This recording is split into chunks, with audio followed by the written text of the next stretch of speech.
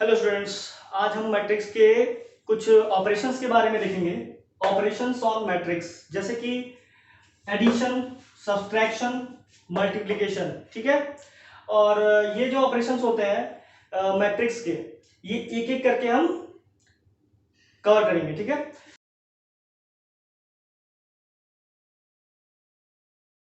तो पहला टॉपिक हमारा क्या है?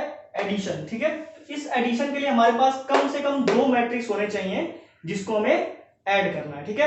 जैसा कि हमने एक एग्जांपल लिया हुआ है, a is equal to 2 1 4 5 3 -1 4 and 5। ठीक है। इन दोनों मैट्रिक्स को हमें ऐड करना है। तो ऐड करने के लिए पहले first matrix plus second matrix. ठीक है, ऐसे लिख लेंगे। उसके बाद मैट्रिक्स एडिशन का एक रूल होता है कि करस्पॉन्डिंग एलिमेंट्स को आपस में ऐड करते हैं। जैसे कि ये कौन सा एलिमेंट हमारा फर्स्ट रो और फर्स्ट कॉलम का, तो उसको हम क्या बोलेंगे? A11। ये फर्स्ट रो सेकंड कॉलम का है तो A12। ये सेकंड रो फर्स्ट कॉलम का है तो A21। इसको सेकंड रो सेकंड कॉलम का तो A22। सेम टू सेम यहां पे भी यही होगा, A11 A12 A21 A22। तो हम A11 को उसके A11 से जोड़ेंगे, A12 को A12 से, A21 को A21 से और A22 को A22 से। करस्पॉन्डिंग एलिमेंट्स को आपस में हम क्या कर देते हैं? ऐड कर देते हैं बस। ठीक है। तो इसका आंसर कैसा आएगा? 2 + 3 कितना होता है? 2 + 3। 1 + -1 1 + -1। 4 + 4 5 + 5। ये हो गया हमारा एडिशन। अब इसको ऐड करते हैं। 2 और 3 5 1। ये खुलेगा ब्रैकेट, क्या होगा? प्लस माइनस माइनस होगा। 1 - 1 कितना होता है? 0 8 and 10। This is our required answer. ठीक है। ये हमारा दो मैट्रिक्स का एडिशन है। ठीक है। अच्छा, इससे कुछ रूल्स होते हैं, आप लोगों ने पढ़ेंगे, जैसे कम्युलेटिव लॉ होता है, एसोसिएटिव लॉ होता है। ये सारे एडिशन जो होता है मैट्रिक्स का, ये उस सब को क्या करता है? फॉलो करता है।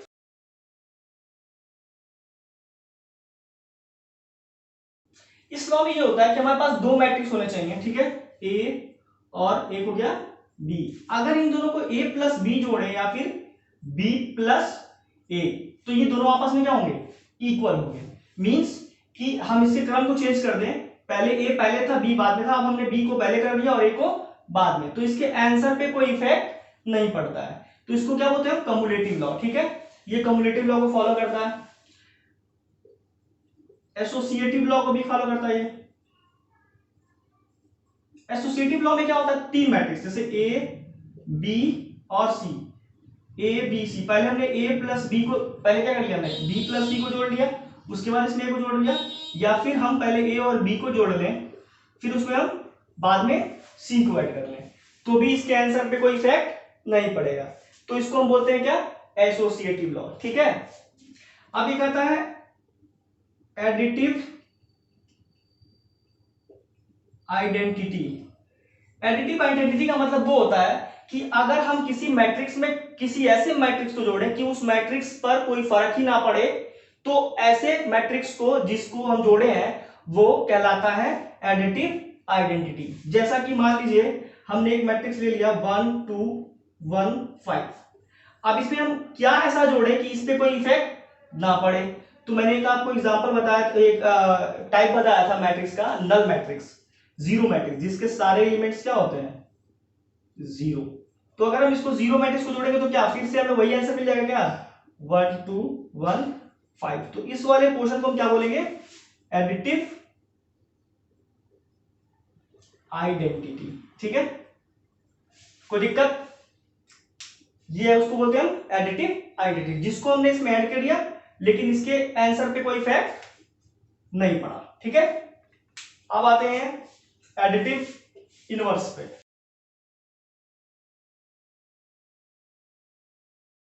एडिटिव इनवर्स का क्या मतलब होता है? एडिटिव इनवर्स ऐसा मैट्रिक्स जिसको किसी दूसरे मैट्रिक्स में जोड़ने पर उस मैट्रिक्स को क्या कर दे?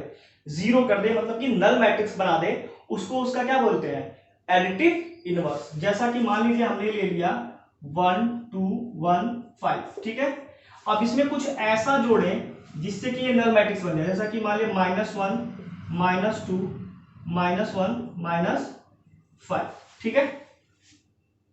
तो ये क्या देगा हमें, 1 -1 0, 2 -2 0, 1 -1 0, 5 -5 0। तो क्या कर दे रहा है, मैट्रिक्स को जीरो बना दे रहा है, नल मैट्रिक्स बना दे रहा है। तो ये मेरा क्या कहलाएगा, एडिटिव आइडेंटिटी, ठीक है। अच्छा एक चीज देखिए, इस सारे में क्या है, माइनस है क्या, तो मैट्रिक्स में अगर हम कॉमन लेते हैं तो सारे एलिमेंट से वो क्या होता है, कॉमन होता है। जो भी चीज हम कॉमन लेंगे वो सारे एलिमेंट से ही कॉमन होता है। तो यहाँ पे सब में माइनस है क्या, तो अगर हम इसमें से माइनस कॉमन ले लें तो ये सारे प्लस के हो जाएंगे, 1 2 1 5। तो ये किसके बराबर आ रहा है, ए के बराबर आ रहा है क्या। तो अगर कोई मैट्रिक्स, इसको हम ए नाम दे दें, तो ये -a के बराबर आ रहा है दूसरा वाला। तो हम कह सकते हैं कि किसी भी मैट्रिक्स ए का जो निगेटिव मैट्रिक्स होता है वो उसका एडिटिव इनवर्स कहलाता है, ठीक है। अब आते हैं डिफरेंस पे, सब्ट्रैक्शन पे।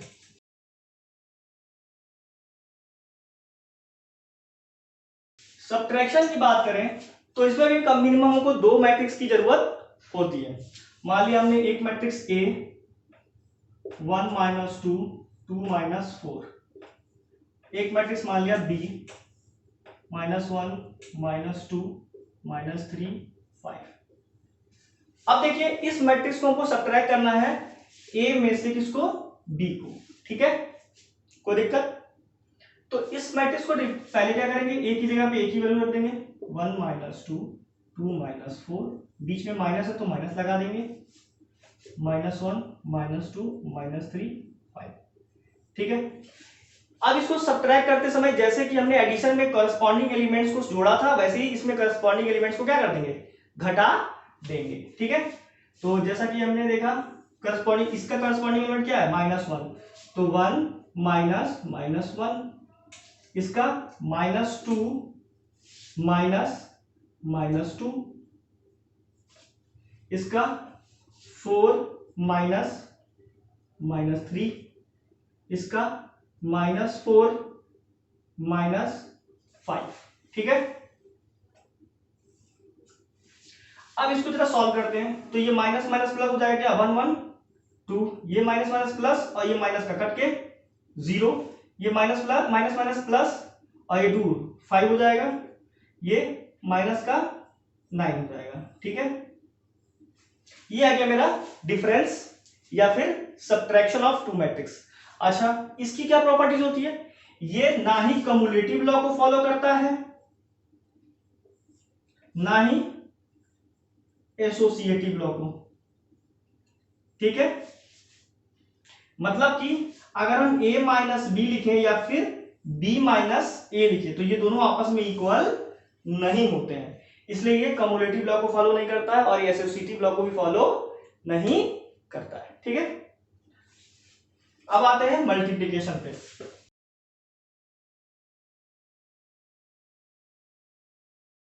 देखिए मल्टीप्लिकेशन जो होता है वो दो टाइप से होता है, एक स्केलर का मल्टीप्लिकेशन या फिर मैट्रिक्स से मैट्रिक्स का मल्टीप्लिकेशन। तो पहले देखते हैं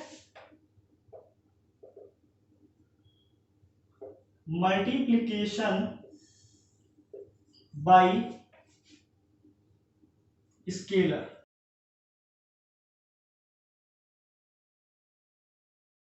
इसमें क्या होता है, स्केलर का मतलब जैसे कि मान लीजिए 2 3 4 5 जो कांस्टेंट वैल्यू होती है उसको हम स्केलर का नाम दे देते हैं यहाँ पे, ठीक है। उसका मल्टीप्लाई हम किसी मैट्रिक्स में करते हैं, जैसे कि मान लिया हमने एक मैट्रिक्स ए है जिसकी वैल्यू है 1 2 5 -3, इसमें हमको मल्टीप्लाई करना है किसका, के का। के की वैल्यू हो सकती है 1 2 3 4 कुछ भी हो सकती है, ठीक है ना। हमने के का मल्टीप्लाई कराना है तो ऐसे लिखेंगे के ए बराबर के 1 2 5 -3, ये के का मल्टीप्लाई सारे एलिमेंट्स में हो जाएगा, ये हो जाएगा क्या, के 1 जाके ये 2k 5k -3k, ये हो गया हमारा क्या, मल्टीप्लीकेशन बाय स्केलर, ठीक है। अब आते हैं मल्टीप्लीकेशन बाई मैट्रिक्स।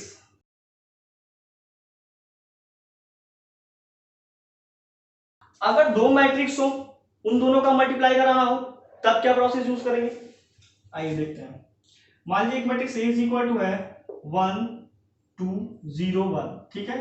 दूसरा मैट्रिक्स मेरे पास बी है 1 0 2 1, ठीक है।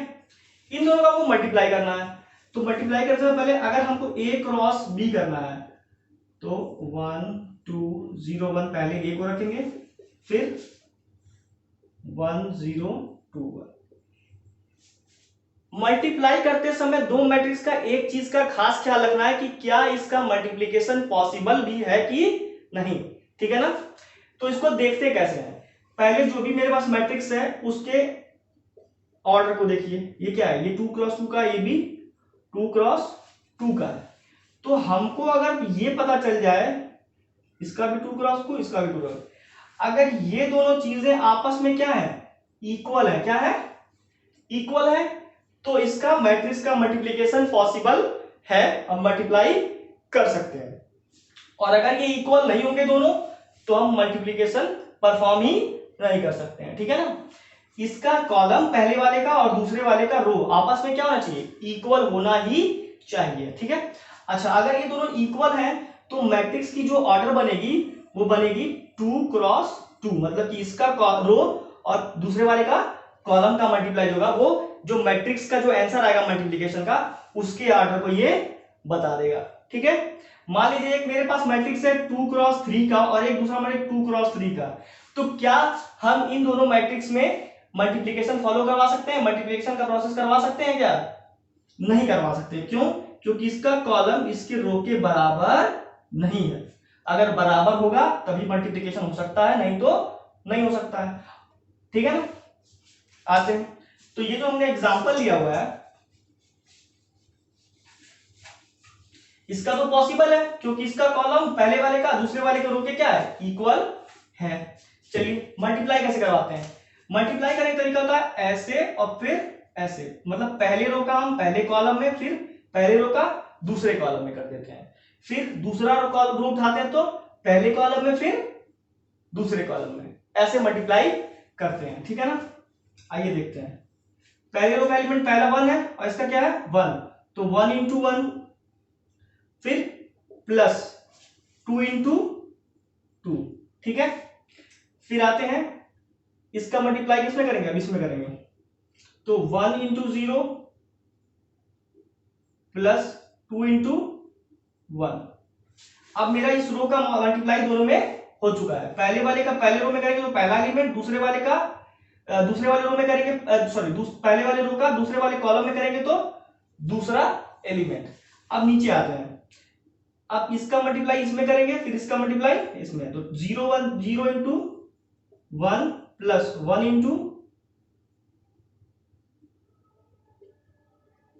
2, ठीक है, ये बन गया। अब इसका मल्टीप्लाई फिर से हम इसमें करेंगे, 0 इंटू 0 प्लस 1 इंटू 1।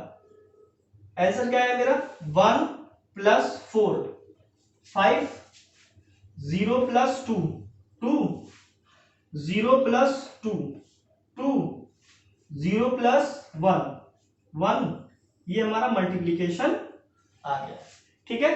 अगर इसमें कंफ्यूजन तो कैसे करते हैं, जैसे देख लीजिए,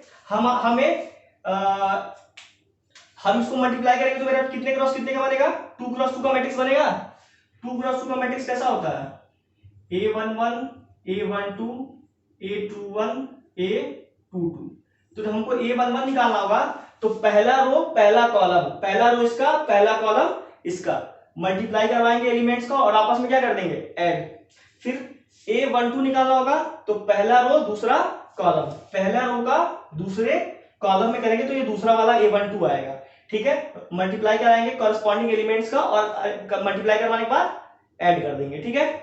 इसी तरीके से जब A21 निकालना होगा तो दूसरा रो और पहला वाला कॉलम, तो हमको ये वाला A21 मिल जाएगा। फिर A22 निकालना होगा तो दूसरा रो दूसरा कॉलम मल्टीप्लाई होगा, ठीक है। ये है हमारा मल्टीप्लिकेशन, ठीक है। अच्छा, मल्टीप्लीकेशन के कुछ रूल होते हैं। पहला चीज कि मल्टीप्लीकेशन भी कम्युलेटिव लॉ को फॉलो भी कर सकता है, नहीं भी कर सकता है। हम कंफर्म नहीं कह सकते हैं कि ये फॉलो करेगा या फिर नहीं करेगा। जैसे कि हो सकता है maybe A cross B कभी बी क्रॉस ए के बराबर भी आ जाए और कभी A cross B B cross A के बराबर ना भी आए। ठीक है, ये दोनों कंडीशन इसमें फॉलो होती हैं। ठीक है ना, तो इसलिए हम कभी भी इसके मल्टीप्लाई करते समय इसके क्रम को, ठीक है ना, ऑर्डर को चेंज नहीं करते हैं। अगर ए क्रॉस बी लिखा है तो पहले ए को लिखेंगे मैट्रिक्स को, फिर बी वाले मैट्रिक्स को, और दोनों का मल्टीप्लाई कर देंगे। ठीक है ना, तो आज हमने मैट्रिक्स का मल्टीप्लिकेशन वगैरह सब चीज देख लिया है। नेक्स्ट टॉपिक में हम इसके एक्सरसाइज से कुछ क्वेश्चंस करेंगे, और तब तक के लिए आप लोग इसका एक बार रिवीजन कर लीजिएगा। ठीक है, वीडियो को 2-3 बार देख लीजिएगा जिससे आपको क्लियर हो जाएगा। ठीक, तब तक के लिए धन्यवाद, और नेक्स्ट वीडियो में मिलते हैं 3.2 एक्सरसाइज के साथ। Thank you.